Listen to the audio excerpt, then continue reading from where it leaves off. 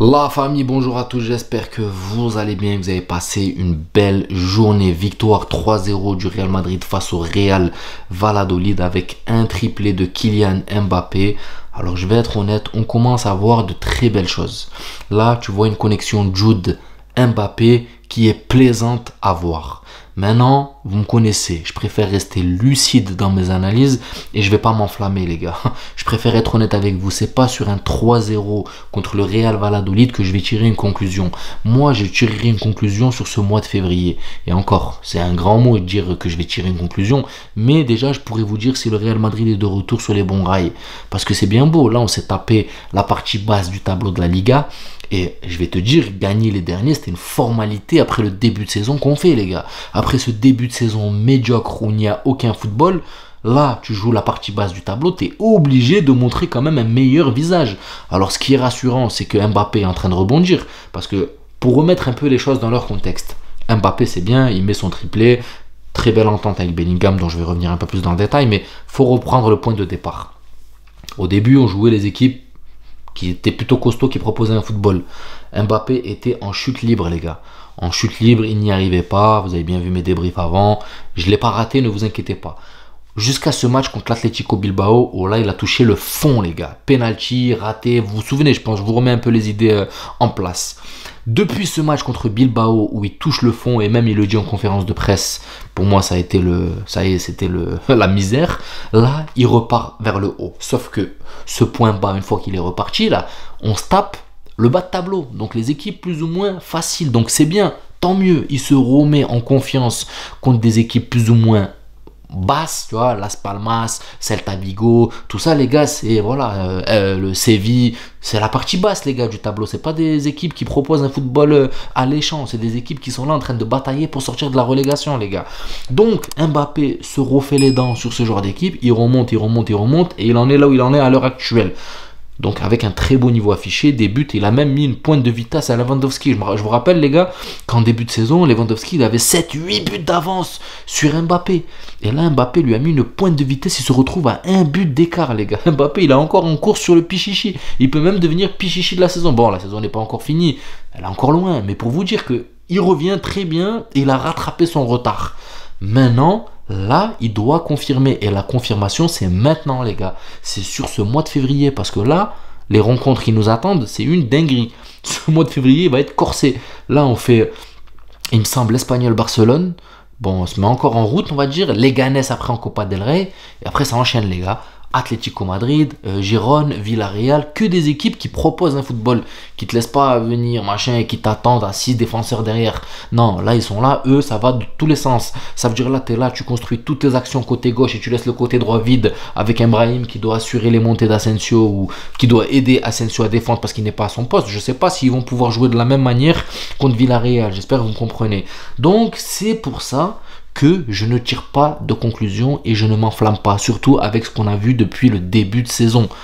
Il n'y a pas de football, c'est mesquin, c'est en galère. Tu as de temps en temps tes individualités qui te sauvent les matchs, mais sinon, dans le football, dans la partie collectif, c'est un peu compliqué, sauf sur les derniers matchs. Là, sur les derniers matchs, on retrouve un Real qui reprend, on dirait, le chemin, mais c'est contre les petits. Maintenant, je veux voir le Real Madrid confirmer contre les grands. Et là, je serai heureux. Quand je vois un Real Madrid taper Villarreal avec la Real Manière, quand je vois un Real Madrid taper l'Atlético Madrid avec la Real Manière, là, je serais souriant. Là, je pourrais pas tirer une conclusion, mais déjà être beaucoup plus joyeux qu'un 3-0 contre Real Valladolid qui est le dernier relégable, les gars, avec la pire attaque. Donc, on comprend pourquoi c'est la pire attaque qu'on les voit jouer. Donc, rien n'empêche quand même qu'on a vu de très belles choses, et je vais commencer avec cette connexion Jude Mbappé. Alors, tu vois qu'il commence à avoir une symbiose entre les deux joueurs. Et on ne pouvait pas rêver mieux, parce qu'avec la qualité technique de Bellingham et la fulgurance et la létalité devant les cages de Mbappé, ça peut faire très très mal si les deux là sont en confiance. Alors si tu rajoutes à ça un Vinicius qui arrive à se joindre à ce binôme là, dans leur façon de combiner et à se trouver rapidement, parce que Bellingham, les yeux fermés, trouve Mbappé et Mbappé la même. Franchement, quand tu vois sur le premier but, cette passe de Valverde qui est contrôlée et orientée directement vers Bellingham, Bellingham qui temporise un peu, qui laisse le temps à Mbappé de faire l'appel contre appel en fait, et ensuite il la remet à Mbappé, Mbappé qui tue sur une touche de balle, but incroyable. Sur le deuxième but, pareil, ça va sur un contre mené par Rodrigo Mbappé. Mbappé directement passe dans le dos de Rodrigo. Rodrigo fait preuve d'altruisme et lui met. Et après, les gars, on connaît Mbappé dans ses angles comme ça. Tu peux lui donner et à 70%, 80%, il saura ajuster pour la mettre au fond des filets. Donc, c'est très très intéressant de voir un Mbappé combiné comme ça, de cette manière avec Bellingham. Et je veux dire, les gars, ça fait plaisir enfin de voir le Real Madrid ne pas compter que sur ton individualité. Alors c'est bien que tu as ton individualité qui te sort de situations galères. Excusez-moi, mais Vinicius, le pauvre, il nous a sauvé les matchs. Combien de fois s'il n'est pas en forme, skin, ben le Real Madrid souffre. Parce que c'est ton individualité qui te porte.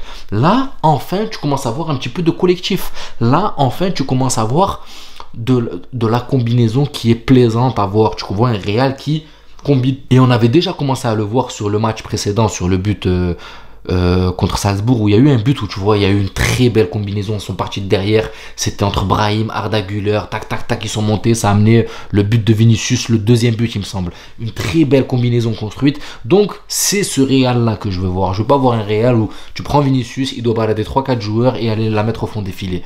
C'est pas un robot. Alors, même si le pauvre, à lui tout seul, j'ai pas envie de dire à lui tout seul, mais il a quand même porté le Real sur des matchs très compliqués à lui tout seul. Mais là, non, c'est bon, faut arrêter. Il faut commencer à réussir à coordonner un peu tout ça. D'accord? Maintenant, il y a quand même toujours des déséquilibres, les gars. Et quand tu vois ce côté droit, tu vois, Brahim, pour moi, il a été bridé. Parce que là, il a eu une consigne. Voir Brahim bridé à ce point-là, c'est qu'il a été consigné par Carlo Ancelotti. Et sa consigne, pour moi, tu vois, si j'ai bien observé le match, c'était d'appuyer un peu Asensio qui n'est pas à son poste. Et tu vois que Brahim n'était pas dans la liberté de mouvement. Il était beaucoup plus dans la gestion de son placement, tu vois. Il était là en train de vérifier qu'il est bien pas trop haut pour pouvoir rattraper s'il y a une bêtise de Asensio. Et ça, tu perds beaucoup en qualité de Brahim. Brahim, c'est quelqu'un, il faut le laisser dans sa liberté et pénétrer et tout. Après, il y a un truc que je lui reproche, les gars, quand même à Brahim, c'est que il n'arrive pas à se mettre dans la tête que quand il est titulaire, il faut qu'il joue que comme s'il était sub. Quand il est sub, le mec il rentre, il te fait des dingueries de fou. Et quand il est titulaire, malheureusement, je sais pas pourquoi, il se chie dessus. C'est incroyable. Moi, Brahim, avec le talent qu'il a, le potentiel, la capacité à jouer avec les deux pieds, je comprends pas pourquoi quand il est titulaire, il fait des moins bons matchs que quand il est remplaçant. Et je pense que vous l'avez tous remarqué. Donc, est-ce qu'il a les mauvaises consignes ou est-ce que lui n'est pas encore prêt à assumer? C'est pas le Brahim de la saison dernière. Je sais pas si vous me comprenez, mais Brahim la saison dernière, quand il avait des matchs où il était titulaire, dès le début de match, il te faisait des dingueries. Là, gros, t'es en train, je sais pas, t'es titulaire, tu sais qu'il y a une bataille qui est en train de se jouer sur le terrain pour avoir des places de titulaire et tu n'en montres pas assez pour moi. Maintenant, il y en a un qui est dans la régularité, les gars, c'est Bellingham. Alors Bellingham, il n'y a rien à lui reprocher. Franchement, que ça soit dans l'apport défensif, que ça soit dans la construction, que ça soit dans l'élégance, il est magnifique, les gars. Franchement, moi, c'est mon coup de cœur de la saison. Et déjà, la saison dernière, il nous a, franchement, avec sa célébration, il nous a tous fait plaisir.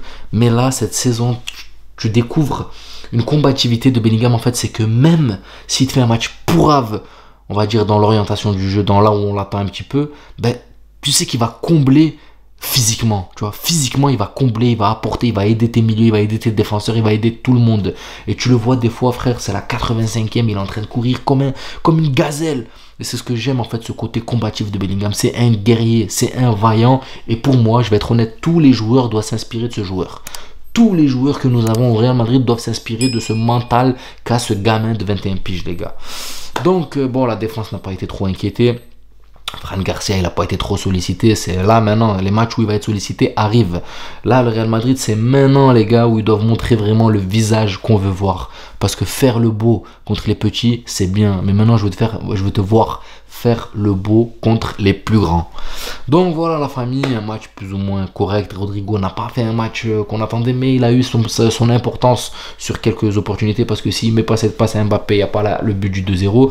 Donc, c'est pas le grand Rodrigo qu'on attendait ce soir, mais tu as quand même des fulgurances qui te permettent de mettre des buts et voilà, c'est toujours bénéfique pour l'équipe. J'espère que la vidéo vous plaira, les gars. N'hésitez pas à vous abonner, à liker et je vous dis à la prochaine vidéo. Ciao la famille.